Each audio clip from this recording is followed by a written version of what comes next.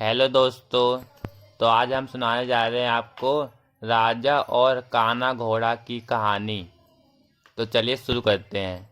एक राजा के पास एक हष्ट पुष्ट और सुंदर घोड़ी थी। वह उससे बहुत प्रेम करता था और उसका विशेष ख्याल रखता था। इसका कारण यह था कि युद्ध क्षेत्र में घोड़ी ने कई बार राजा के प्राणों की रक्षा की थी। ये घोड़ी की वफादारी थी जिसने राजा का दिल जीत लिया था। घोड़ी ने कई वर्षों तक राजा की सेवा की और पूर्ण वफादार बनी रही।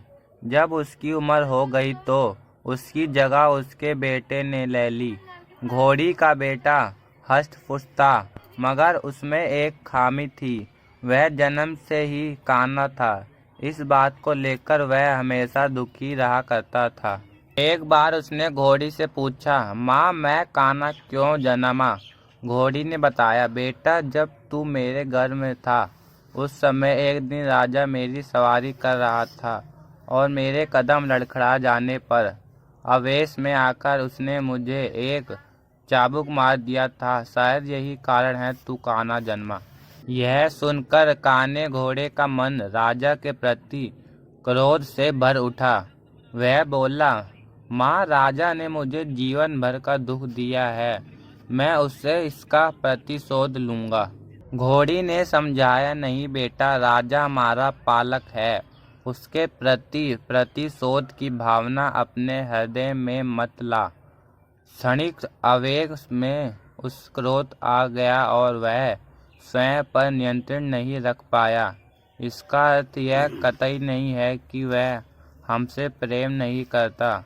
तू प्रतिशोध लेने का विचार अपने हृदय से निकाल दे। माँ के समझाने पर भी काने घोड़े का क्रोध शांत नहीं हुआ। वह राजा से प्रतिशोध लेने का अवसर ढूंढने लगा।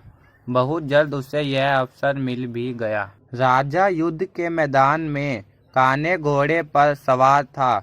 उसके और उसके पड़ोसी राज्य राजा के बीच घमासान युद्ध छिड़ा हुआ था।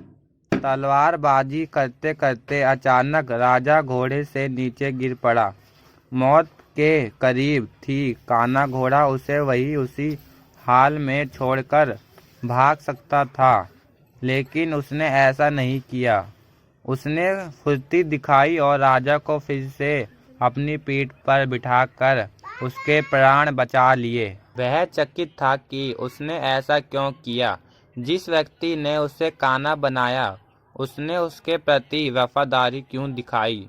क्यों उससे प्रतिशोध नहीं लिया? यह प्रश्न उसने घोड़ी से पूछा तो वह मुस्कुराते हुए बोली, तू आखिर बेटा किसका है? मेरा नाम मेरी छत्र छाया में तू पला पढ़ा है। जो संस्कार मैंने तुझे दिए हैं वो तेरी रग रग में रच बस गया है। उन संस्कारों के विपरीत तू जा नहीं सकता। वफादारी तेरे खून में है बेटा, तू वफादार ही रहेगा। तो दोस्तों, इस कहानी से यह सीख मिलती है कि संस्कारों का आचरण पर बड़ा गहरा प्रभाव पड़ता है। जिन संस्कारों के साए में बच्चे का पालन पोषण होता है वह उसके अवचेतन में गहरे तक समाहित हो जाते हैं। ऐसे में अपने संस्कारों के विपरीत वह जा ही नहीं सकता। संस्कारों का सबसे बड़ा आधार परिवार है, जहाँ से संस्कारों की नींव पड़ती है।